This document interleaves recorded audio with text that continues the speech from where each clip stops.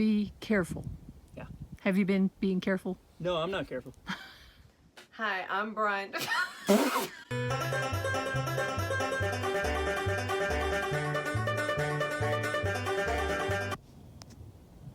All right, guys, so the trusses are on. So that's, we're getting real close to having an actual roof on this thing. And we want to get this closed up as soon as possible so that the inside will be protected from the rain.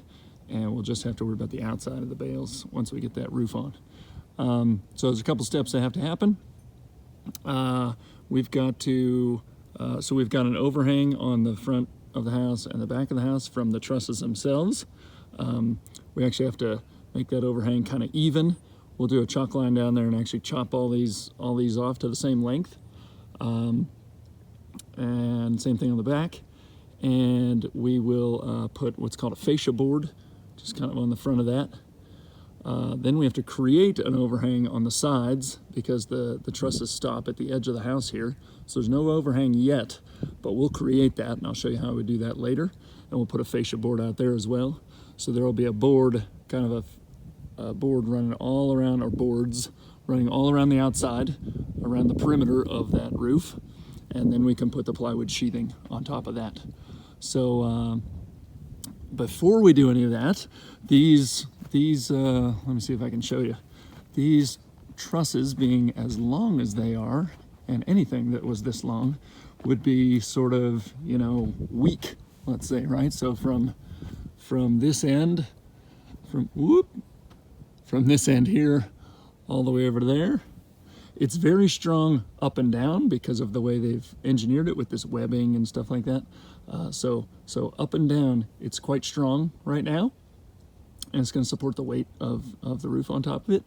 But from side to side, it's actually quite weak. So if I were to go up there, and if I could reach them right now, I'd show you. But I mean, those will wobble back and forth quite a bit, actually. So one of the first things I'm going to do are what are called rat runs, and I've put a couple of pieces of wood up here. They're not attached yet, but this is how they're going to go. In this case, I'm going to do 5 equally spaced sets of these, so you can see them. Yesterday I just threw a piece of wood up there, and I've got long pieces of wood here. These are 16-foot 2x4s, and they run all across and basically tie all those together. And what they'll do is they'll maintain the spacing that we're supposed to have. So if there's any kind of bowing in any of that wood or whatever, I can actually fix all that and make sure the spacing is equal. And as I attach all those at every one of those trusses, now between those trusses I'm getting rigidity, so they won't want to kind of wobble back and forth anymore like I told you they do now.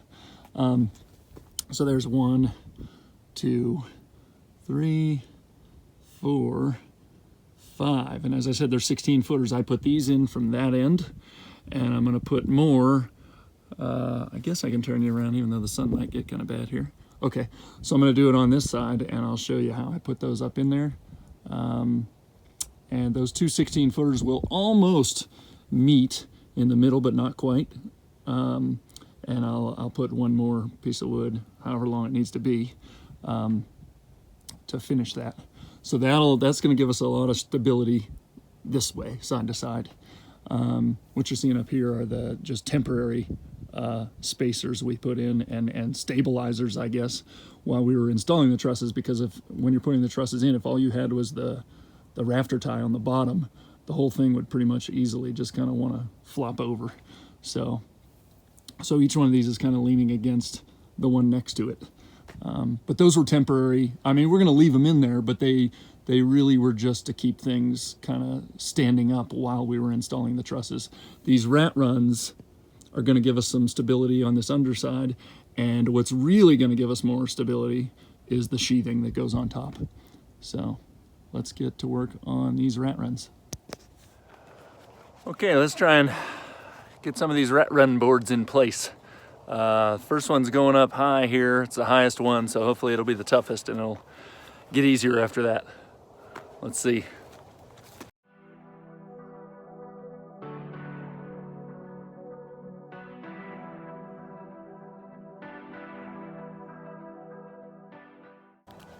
Now I should be able to pull it across from the inside.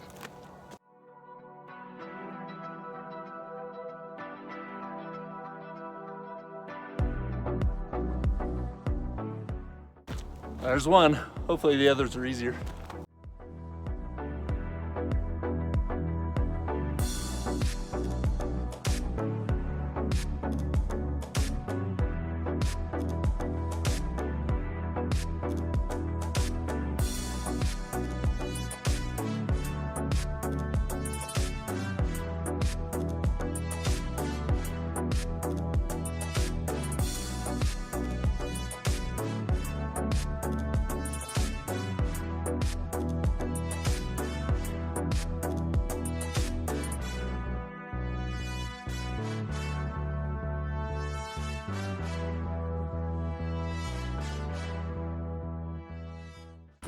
All right, should be able to pull them in the rest of the way from the inside.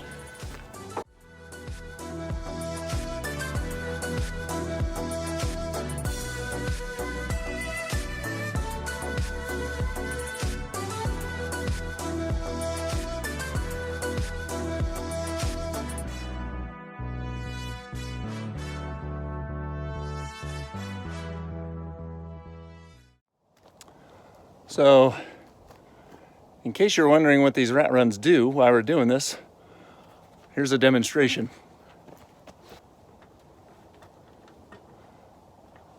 So this rat run over here is attached. I did it yesterday.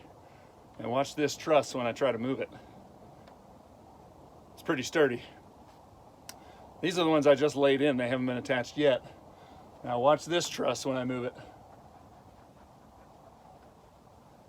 That's the difference. So we're adding rigidity to these trusses. Also, on top, the sheathing will do a big job of that. But for now, this is kind of a big deal on the bottom. These are very weak right now in this direction. They're strong up and down, but they're weak this way. So we're adding some stability. Sometimes we gotta get creative. Let's trim these trusses.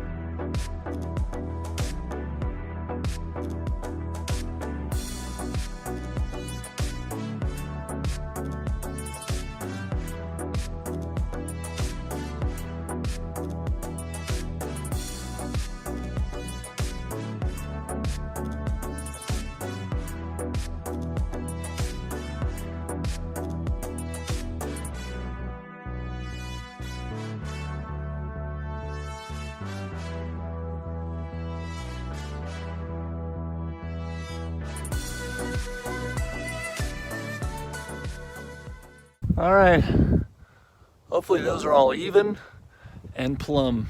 Even, plumb. Okay, so I'm cutting out these are for the lookouts. So I don't know if you can see everything from down there, but this is about as close as we can get.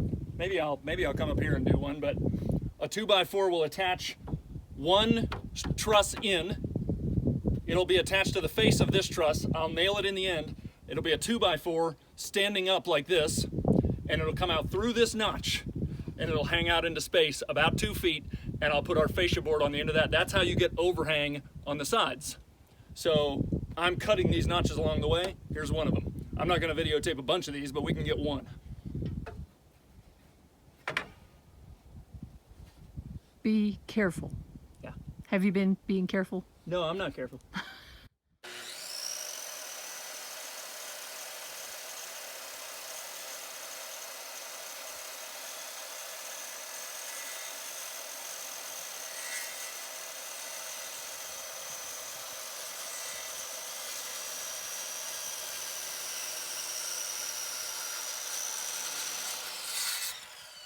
So, I forgot to say that because this notch is 3.5 inches deep, because a 2x4 is going to stand in it, I don't have a tool that cuts 3.5 inches deep. This only goes about, I think, 2.5. So I have to start it with the circular saw, and then I finish it off with the reciprocating saw. So I'll show you that in a second.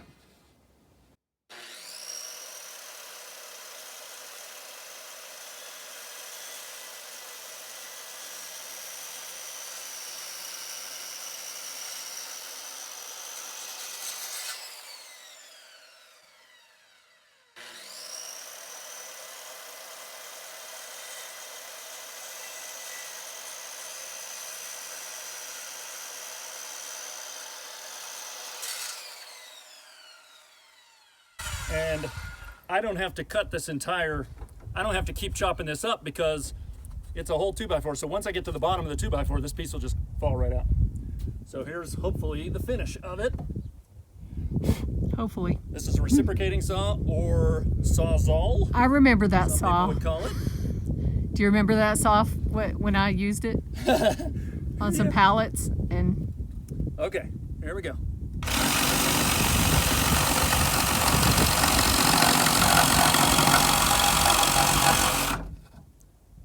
Okay.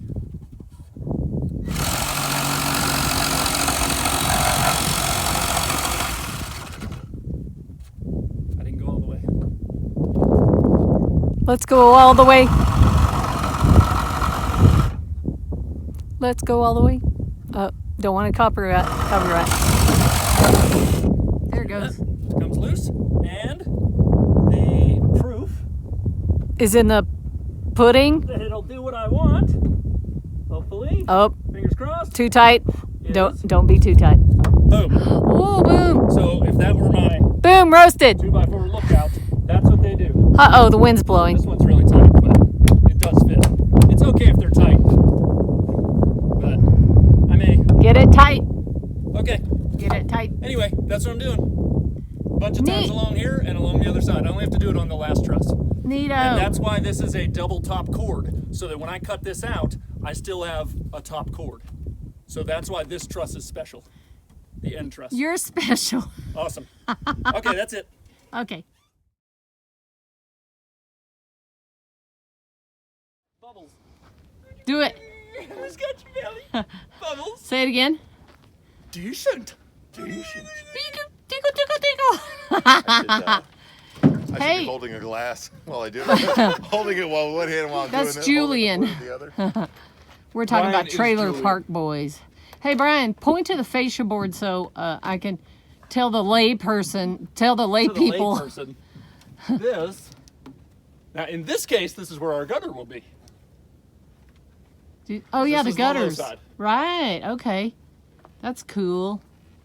And the reason we have to put this on first is because the plywood that we're going to put on doesn't just go to the end of the truss, it goes to the end of this. So you need that extra 1.5 inches. That's what she said. Gucci, Gucci, Gucci! Hey guys, I just wanted to take a minute to talk about the fascia boards that I didn't really get much chance to show us working on. I think I showed a little bit of us putting in the front section here. This is several boards, of course. These are 4 10-footers. They're cut up a little bit, but they started out as 4 10-footers. So I just wanted to say that, you know, we put this front fascia section on first before we did any sheathing on the roof. And that, of course, involved, you know, 2 people, you know, one to kind of hold it up into place. And we used a few clamps to try and kind of keep it even in spots. And then once you got it attached basically in 2 places to the ends of the trusses, you then have to make sure that, you know, all the spacing of the trusses is correct. So you might have to kind of clamp to kind of move the trusses back and forth and whatnot. And much like sheathing, I don't know if you can see it here, but when like 2 pieces of these, when 2 of these boards meet, you know, you want them to meet kind of at the halfway on a truss so that they can both be attached to the end of the truss. So I just want to talk about that a little bit. You know, I showed, I think, a little bit of Craig and I working on this, but not much. And then what happened was when I got an opportunity to do the sides and the back side, Pam wasn't available to videotape, and I just had kind of my hands full. I did get my neighbor Doug over here to help me with all 3 of those sides. What we ended up doing was we actually did the plywood sheathing on the roof after we did the front fascia section. So we did the plywood sheathing on the roof, and I did the plywood sheathing all the way to the edges before that's when I came back. Once the plywood was already there, I came back and did this, and that made it a lot easier. We could use a clamp then to basically clamp the fascia board up against the plywood, and that helped kind of need a little less hands to do it. But I still did need my neighbor Doug. You know, we were both on ladders. These are 16-foot boards, so they're really long. But Doug helped me with that, and like I say, that having the sheathing, the plywood sheathing on the roof already helped us do that as well. So that's two 16-foot boards there, slightly trimmed, but pretty close to full 16-foot boards. And then on the back side, brought to you by Carl's Jr. Same thing. And again, I should have said on the front and on the back that, you know, all the trusses were trimmed so that they were plumb, straight up and down. But here again is 4 10-footers, chopped up a little bit to fit things, but same as the front. And again, this one it's much higher now, but again, because the plywood was there, we were able to use that plywood to kind of clamp a little bit. And my neighbor Doug went up on the roof, and as I held something up, he actually nailed it from the top a little bit. So we got a little bit of help basically from the plywood sheathing. But I just wanted to talk a little bit about that fascia board because I didn't get to show much of it because it happened basically when Pam wasn't around or late at night, so I didn't really get a chance to film any of it. But we started it before the plywood sheathing on the roof, and we finished it after the plywood sheathing, and it helped us kind of, there's 2 more 16-foot boards here. So just wanted to catch you up on that. Hey everybody, thanks for watching. If you liked what you saw, please hit that thumbs up button and consider subscribing or sharing with a friend. And click the bell notification so you never miss any of our videos. We really appreciate every view and comment. And if you're looking for other ways to support us, please check out the links in the description box. See you in the next video.